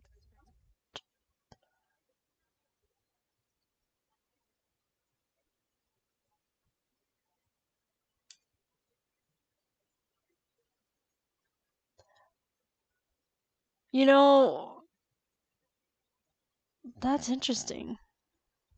What does it say? I've been on a spiritual journey opening my third eye, and I talk with my spirit animal. He's a zebra with red antlers, and I manifest my dreams and everything I've ever wanted. Man, Zoomers are wild. Aren't you a Zoomer? Yeah, I mean, we're all Zoomers, but still, we're wild, man. That's To Can you imagine the whole manifesting? Manifesting, it's a thing, and actually, the FBI released it. That man, or yeah, I keep saying FBI, but yeah, the CIA released all that. Also, astral projecting.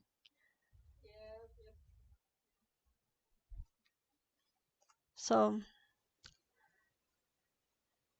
yeah, I mean, manifesting is definitely something you can do. And that's the best thing you can do.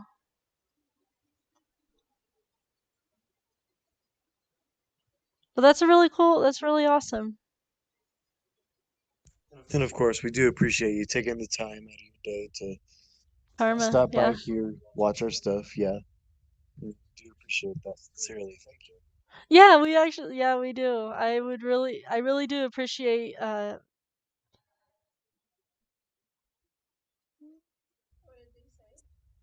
he says, we are the universe, we are matter. Whatever we put out, we get back, which is true. It's like karma. Like I always talk to you about karma. I'm always saying how, or I talk to all y'all about. I talk a lot about karma because karma once if you've done something bad to somebody, like this is why curse spells don't work. If you curse somebody, you're gonna get that tenfold back in the next few years. That if you Right. keep cursing somebody, there's no such thing as, oh, I can get rid of my own karma by doing something for this person. No, no, that's not how it works. Let's hear it. Enlighten me.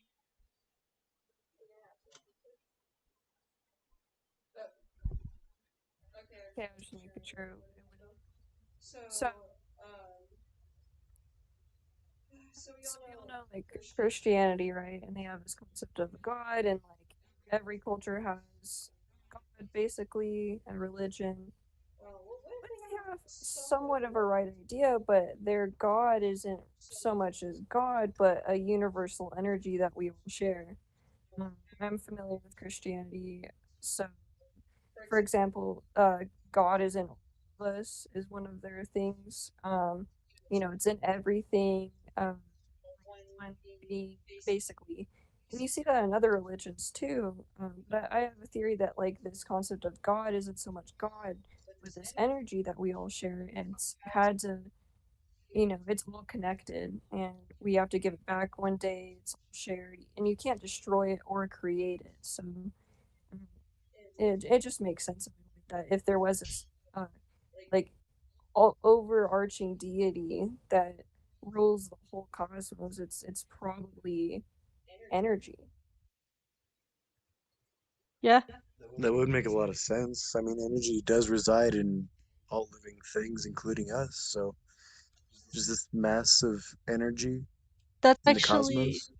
that's funny because that's actually what we are all made of. One thing that every single living thing, including plants, what we Even build, rock. yeah, even non-object things, inanimate objects, they're all energy, and that's something we all harness. Something awesome that is really kind of messed up about humans, but awesome about planets, is that humans are made of parts that aren't even part of this planet, which means humans are aliens to we're aliens to this earth. We don't even come from there's no like there's no is resemblances, but we didn't come from we have parts of us in our bones that are like part of the universe, part of the planets. You know what I mean? Yeah. But um it's not part of this planet, which means we come from another place, which means we can be from another planet in a way. Alien. It's an interesting concept, yeah. I mean, our past, I don't know, past lives, whatever. It would, I don't know, in a way, it would kind of make sense. Okay, so reeling back to the beginning of the stream, I was talking about me and H were talking about actually how people shouldn't give opinions about stuff that they don't know, and I'm about to do that. So don't take any of this as fact, but um, I've heard, and I haven't fact checked this, but I've heard that the uh, president of Canada, or whatever they have, um, I don't think it was the president actually. Whoa, I think it was just somebody who worked in the government there. Came out and said something about how aliens exist and that there's over 40 species and that we already know. And I have not fact checked this. Don't take my word for it. It could just be some internet gossip, but I mean, that would be really interesting, and it would make so much more sense than, oh, we've never seen life, we don't know anything about that. Ha ha ha. Right. I I think I heard something about that, and I'm not gonna quote you word for that, but that would be kind of interesting if someone of higher power admitted that there was aliens. That's kind of crazy. Actually, there were a few, and the CIA actually have UFO sighting bureau whatever papers. Yeah, no, like papers they released to the public recently. The government signed a actual what did they sign with this the first stimulus thing? So with the stimulus they signed something with the aliens or did something about aliens that they were going to uncover more about the aliens. That was part of the bill. But it came early. There's a bunch of documents on CIA and people are speculating that the government's going to try to turn us against these aliens and make them look like the bad guys in a way. I mean, it would make sense. I mean, the Catholic Church did it to several people, so why wouldn't they do it to us about aliens? Right. Really quick, before we wrap anything up, do we have any more comments? Do I what? Before we wrap anything up, do we have any more comments? Oh, yeah. Trump and Biden are the puppets to the demons who control our matrix. I feel like it's pretty much every politician. Just a feeling. There's a new strain of coronavirus called virus B117. Oh, yeah. There's already a person. I was at work and there's a person who literally told me they got their second. They're like, oh, yeah, and I'm going in next week for the next shot. Oh, that's I think that's because the vaccine that they have out for the like big strain, it comes in two parts. So you have to go in for like two shots. Oh God, 2 times I gotta endure the worst experience of my life. Thank you. No. Apparently, I don't know. There's a comment in Ghost Fighter saying that coronavirus called virus B117 and it's quadruples the death toll and it's already in the US. Well, for Love the sake that. of everybody, no one in this area or around everyone else gets it, because Bro, it'd be a little rough. the CDC. Okay, so the CDC created the zombie preparedness guide and I I heard am about that. That has it's to be a joke, right? okay, so I looked it up and it was kind of like it was about it, but at the same time, it was like to see if they would look at the CDC website. It was kind of like a little project. Oh, see if anyone actually pays attention to the site. Pretty much. I thought that was interesting, though. I was like, huh. That makes sense. Certainly is a way for people to start checking out their website more often. Maybe they get bored and start looking at related to COVID-19. So maybe it's a power move for them. And you know, with how technology is, it's not like that far out of the water to, you know, seriously consider a zombie apocalypse. Like as crazy that as that sounds, like that's not completely out of the water. So, I mean, it's not like unprofessional or anything. Like I don't even think it'd be a joke because it's just guidelines. It's not like they're publishing like zombies are taking over the world, but they're like, hey, in this scenario, we actually have some important guidelines. But it also serves like a double purpose in that other people will start to, you know, go onto the website and use it more actively. Right. Man. What are the comments saying? So I think this person's from the UK, and they're talking about how they haven't announced this new virus that came from the UK, um, because they're distracting us with Trump and Biden. They said, don't pay attention to the puppets. Well, I mean, Biden got inaugurated today, which means that, like, what are what are other countries seeing that the United States aren't? Because we are being blocked out by literally everything.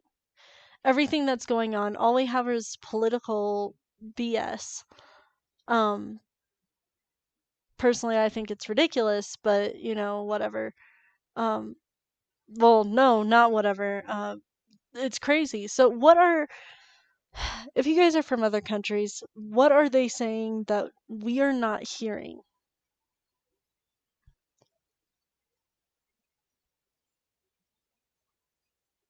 That is an interesting question, actually, because we have no idea what other people think of us, and same goes for the states and countries.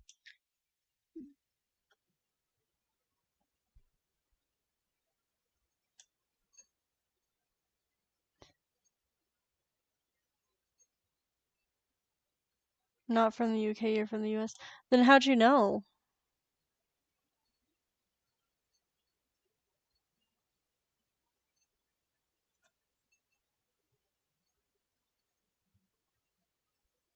No.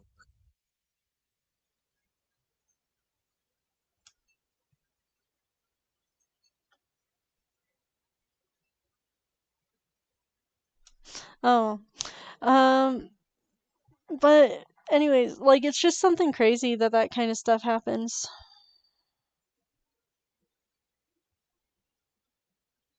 He is. Um, I think,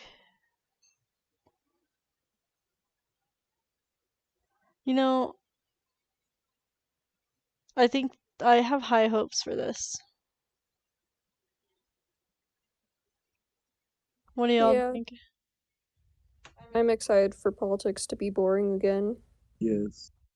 There's not so much drama now. I mean, what the Joe Biden's probably not going to go on Twitter or any kind of live and just immediately, start spewing some wild stuff, and then, if they are Disappearing. puppets, then, well, I don't know why they would want to be, but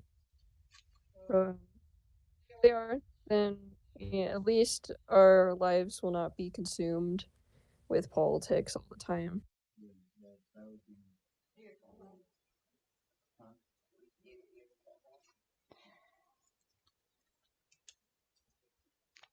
Apparently, the vaccines have microchips in them. Okay, I'm gonna say just one thing about that. We don't have the technology to make microchips that small, and I don't know why. Honestly, I can't really get on the bandwagon with the microchip thing because they already track everything we do all the time. It doesn't make sense that they would want, um, Why aren't you on social? like in our flesh, every quarter inch of the. I mean, we could find people in other countries that are hidden like from by their militaries easier than anything, and we don't track them with microchips. So I don't know why they would. I'm personally not important enough to track all of the time. I think the majority of everybody is not nearly important enough. Like they don't care that, if I go to Walgreens, they're not going to be like, oh my gosh.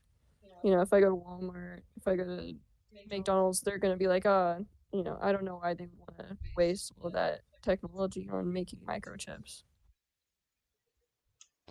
Right, exactly. That's exactly what I'm saying. Like they already have our social security numbers. Why would they want like they can already okay, so did you know Wait, wait, wait. Also, I just want to put in really quick, sorry not to interrupt.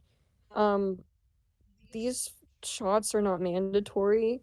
If they were going to forcibly chip an entire, population, why would they make an entirely new vaccine for it? And they would probably make it mandatory because they could easily just slip it in the flu shots or literally any other vaccine or any other medicine that is like widely distributed. Why would they make an entirely new vaccine, spend billions of dollars on that, and you know, I just it just doesn't make sense to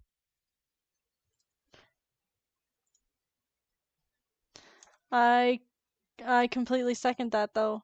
Like that completely makes sense, and it really hold up.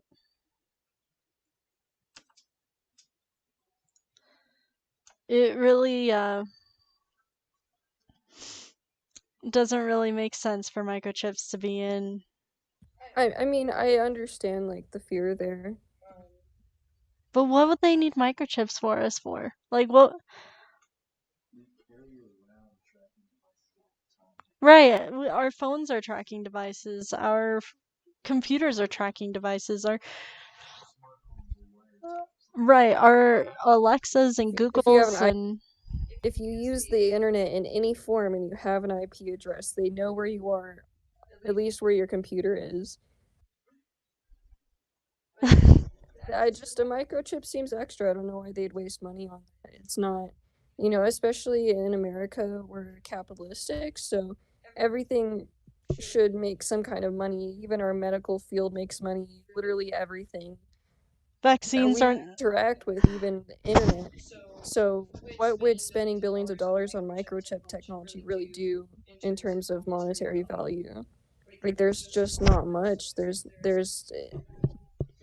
We would have So, already been microchipped, and it wouldn't be so obvious as to have so an entirely new vaccine. I'm sorry, I didn't mean to cut you off, but then this Go ahead. person, Ghostfighter, just said vaccines aren't supposed to be made within a year's range, even though they've been making vaccines. They do it every year for the flu shot.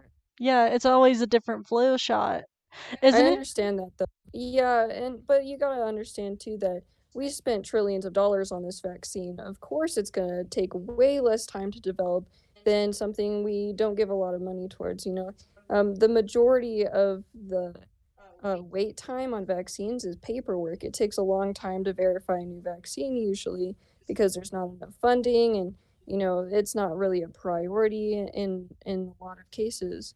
But in this case, it is a priority and people are spending trillions of dollars to push it through the system. They don't need that much time to test it. But I understand like you don't know maybe long-term effects of the vaccine. Um, and that's understandable. I really empathize with that fear.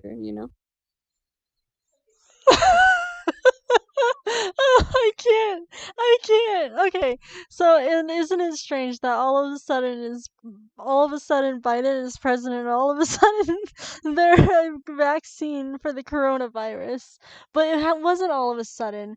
The coronavirus vaccine came out like last a few months ago, before even the election polls, because I've had a chef that works um down the street from me, and he got his vaccine like what like Months ago, yeah, there's months a couple. ago. Ghost Fighter. Okay, so Ghost Fighter, I want you to look into the funding and the push for the vaccine to be distributed to America while Trump was in presidency, because there was a little bit of a delay. A lot to do with budget and how our government spent money on buying vaccines because they weren't really developed here and getting them distributed for free, right? That took a little bit longer under Trump, but Biden's been in presidency for one day. I don't think he's done anything about that, and now we're seeing more of the budget pushed towards getting vaccines in America. So I don't think there's much correlation. Biden's been in presidency for one day, and as much as he did a bunch of stuff in that one day, I don't believe that the vaccine was one of them. Also, apparently there was a nurse who took that vaccine and fainted on camera 30 minutes after she took that thing. Well, probably because she was scared of blood, first of all. I know people in my personal life who work in state jobs, and so they are one of the first people to get the vaccine. And I've not seen a single person, and that as much as that's an anecdote, and I do rely on statistics. Um, Everybody I know that's had the vaccine is fine, and they've gotten it months ago, and they've had no symptoms whatsoever. And I haven't heard of that story. I'm sorry for that one girl. But, in a grand scheme, I know people who fainted from the flu shot, that they take every single year because they're scared of needles. I personally am scared of needles too, so vaccines aren't any fun, and I can understand why someone. But some people faint after giving birth or any number of procedures. You can faint after, and I mean, medical stuff sucks. Painful. It's scary. Um, that could be other reasons. There could be extraneous variables, is what I'm saying.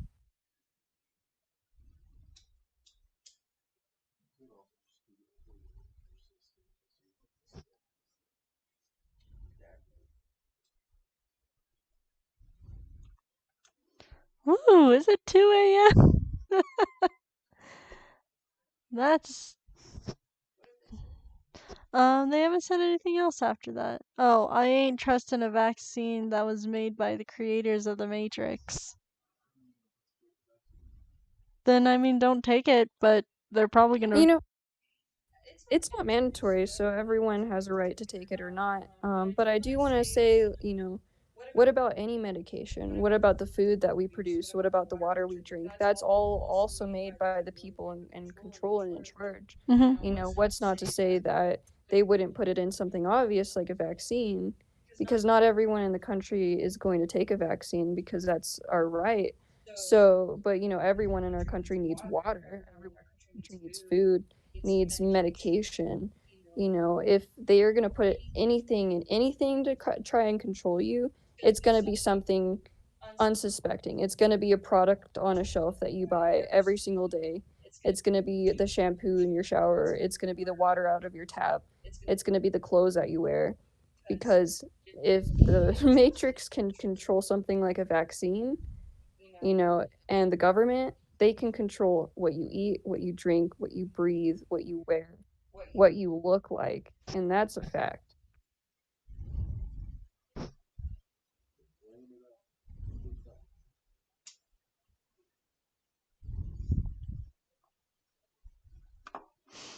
But everyone has a right to take a vaccine, or not. Some people can't take it. Some people don't want to take it, and that's your right. Nobody wants to force you to take it. That said, they said that's why I'm gonna grow my own food. That's actually really smart. I support that. Growing your own food.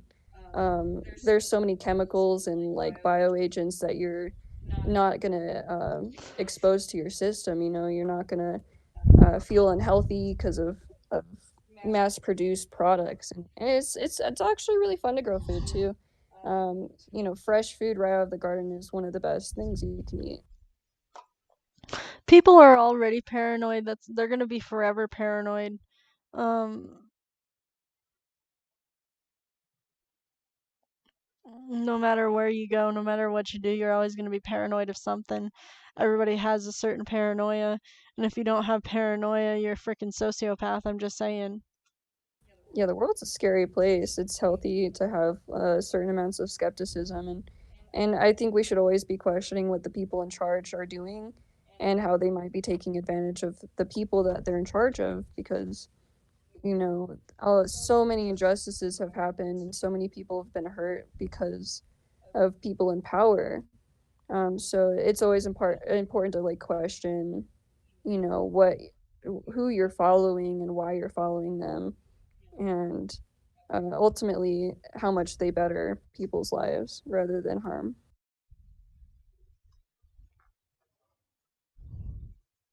Mood. Well, some they said hopefully that won't make people paranoid, and that's why I said the paranoid thingy. And then the lady said delicious garden veggies. And honestly, Yeah, me too. yeah. I used to grow my own herbs indoors, but because I live in a, it's kind of hard to garden. But oh my gosh, the tea I've made with those, Oh, delicious. I didn't tell you. Yeah, 1 second.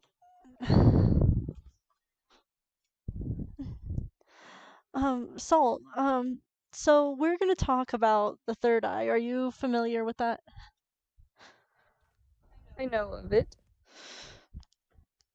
So what I really want to talk about is that is about opening your third eye or chak. I don't think it would be a chakra. But I think it would be more of a um the third eye. So there's a certain way that you can do that. What you can do to open that third eye, and by doing that is so you put your finger right between your eyes and right where like it would be like a triangle almost, and you want to like focus your manifestations on this and think about it, and then like you press your finger to your forehead and you count to like 10 and you do a whole exercise, and just it's a whole meditation thing. And it's so weird because recently I think that's how I've been looking at things and looking around at things and realizing things like what I was doing is astral projecting. I never knew that until I actually did that, but I think there's actually a real thing about that, and I think it happened. You think you had a question about it? Yeah, how to open it.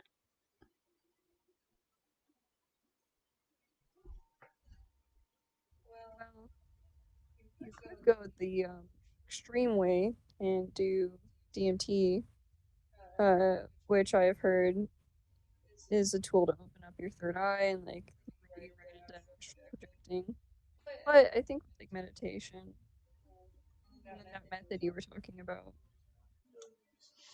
Perspectives regarding morality of tarot and readings when if time, please.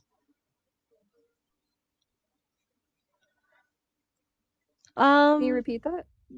so Lady says perspective regarding morality of tarot and readings when if time, please. What does that mean? You were Yeah, perspectives regarding morality of tarot and readings when if time, please. Could you like I think I just start talking and then Lady can correct me if I'm wrong. But I think she might be talking about, I'm gonna assume your pronoun is she since lady. But I think like morality of tarot reading, because I guess some people do consider tarot reading to be like morally ambiguous because you're accessing, higher beings essentially to tell you things that maybe you should find out naturally. And then also how it might harm people if you give a false reading. It can input fear, um, or in one sense, glee, where, it's actually something bad will happen and they are mistaken. Um, and if I'm wrong, you could correct me on that. Is that what you mean?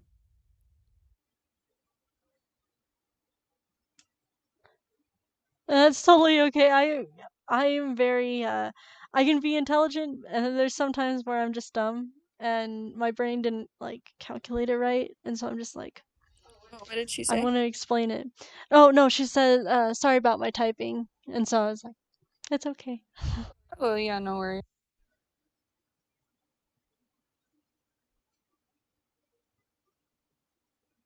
Bruh. Um I know about how you can open that, but so with my tarot reading, um it's all about your path and what path you take. There's two different sides of it, and as Rain was also explaining, um, there's certain things that can happen. It all is based on you and your whoever you're reading to. It's all based on their feelings towards that. So if they have ill intentions, on showing you the worst of your worst, then that's what will happen. Um, Oh, like malicious tarot reading. exactly. And there's such thing as that. There as, H, um Just as there's black magic, mm, there's gonna be people who want to hurt, those that they're doing tarot readings for. right. Um, and then if they have that intention going into it, sorry, I was echoing for a minute. Um, if I think you're saying that like if somebody who's reading tarot for another person has bad intentions, or even vice versa towards the other party, it's gonna show in the reading, and the tarot, the cards, they tend to be neutral, but if somebody's energy is negative, I think it could probably lead to a really mean reading. Oh, okay. Should card readers feel morality, obligated, or responsible for how their cards are used? Meant card markers. Should card markers. Card makers. Should card makers feel morality or obligated or responsible for how their cards are used? I would say I so. Um, the reason why I say so is because of your intentions. Your intentions on making them yourself. Um, it's all like, it's kind of like when somebody sages something and they're like, "Oh, I saged it with this." But you got that sage and it ended up like making your house more scarier than it actually is. It's probably because you got the wrong sage from a wrong person who had ill intentions towards that and not blessing it. Now, if you have full intentions to bless it, you have full intentions and good intentions, you shouldn't feel um you should responsible. yeah, not necessarily feeling responsible, but definitely watch who plays your cards. I mean, it's always a rule of thumb to not let other people touch your cards, mostly because you want to have a relationship with that deck. Every deck has a certain person or a certain energy, and it tends to be the same energy that flows within it. Um, like my Spencer's deck, it completely has a different soul than my Nightmare Before Christmas deck or even my Gaia Oracle deck. In terms of card makers, though, I actually disagree. I think that it's similar to, the clerk who sells you a hunting knife. If you take that hunting knife and go hurt a human being with it, the person who sold you the hunting knife is not responsible for that. It's the same reason that, I mean, any kind of product that and by product, I mean, it's productized. But anything that you're getting from somebody who makes the product, what you do with a tool it shouldn't reflect on the maker of that tool. And tarot is very much like a spiritual tool. So intentions are super important. Obviously, if a card maker is making tarot decks and putting really bad intentions into them, they're going to be responsible for that. But if they're at least putting neutral energy or positive energy, and someone decides to use that tarot deck to people, that's not the fault of the person who made the deck. Not at all. Um, yes, and she says, "Oh, so the intention comes through." Exactly. In a way, the intention will come through, but never responsibility on the maker. Exactly, like especially mass-produced tarot, Oh, sorry. especially the mass-produced tarot decks. I think there's a little bit more responsibility on somebody who like handcrafts a deck because they're literally putting their energy into that. But for like a production company that's making tarot, the energy is going to be at best neutral unless that company is like really awful. Um, it really energy does go through, especially if you're making a deck. You're putting in effort, you're putting in time. You're intertwining your energy, so to say, with the craft. And she says, "Thank you." And I mean, that's what we're here for. We're here to talk about just random, awesome, amazing things that need to be talked about that aren't normally talked about, We have many podcasts and many things going on at one time, and one thing that hasn't been a thing is, having heart-to-heart conversations or not necessarily heart-to-heart conversations, but more like a what level did I say? Like maybe 5D, 5, maybe it was like 5D level. It's a joke between Nessie and H that H is a one-dimensional being and Nessie is a 5D. And that's why he can't see things, because he has I mean, it's the curse of the husband eyes, but Oh um my god. it is what it is, though. It's really awesome. It's 2:15 a.m. and we got 2 people watching. We got one on Twitch, and the one person on Twitch has just been there. They've just been watching the whole time.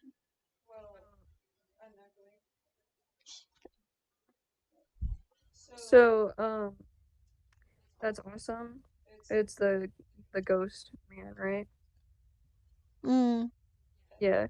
Ghost, if you keep watching our streams, well, not to brag, not to jinx, but if we get famous, we will be remembered. Yes, honestly, the 3 people that are watching, especially that one person that's on Twitch that's just like watching, like, good on you, man. Good on you. Um, but like to everybody who's watching right now, who's actually participating in everything, even if you're not participating, if you're just watching, we really do appreciate this, and we hope to continue doing this. I want to keep on continue doing this. Either it's just like there will be times where it'll be just me, and then sometimes Salt will be on, or H will be me and H, or me and Salt, or there may be some more people that I'm going to be featuring with, or that I'm going to be featuring people with this show. Um, I am the main, I guess, the main creator of this of Tarot Talks. And again, I really hope that it keeps getting out better and gets better, and you never know. Anyways, it is again 2:17 a.m. here. What say you, Salt? Thank you for having me. Well, thank you for participating, and not making it weird. I really appreciate that. I like podcasts. Yes. Okay. So then, if you all are ready, starting tomorrow, if you're okay with that, Salt, would you be okay with doing some more podcasting tomorrow as well? Yeah, we could get a short one out of the way. Sweet. Alrighty. Well, tune in tomorrow to me and Salt, just talking about, this normal, well, it's not normal, definitely not normal, but some this interesting tarot talks. Um, Again, it has been a lovely time. It has been a lovely time, and I really do appreciate everybody. We all do. So, if I can just remember what I was gonna do. Oh, right. Put that there. Hello. Alrighty. Alrighty, so without further ado, y'all have a wonderful night, and we will see you guys tomorrow. Anyways, thank you again. Bye!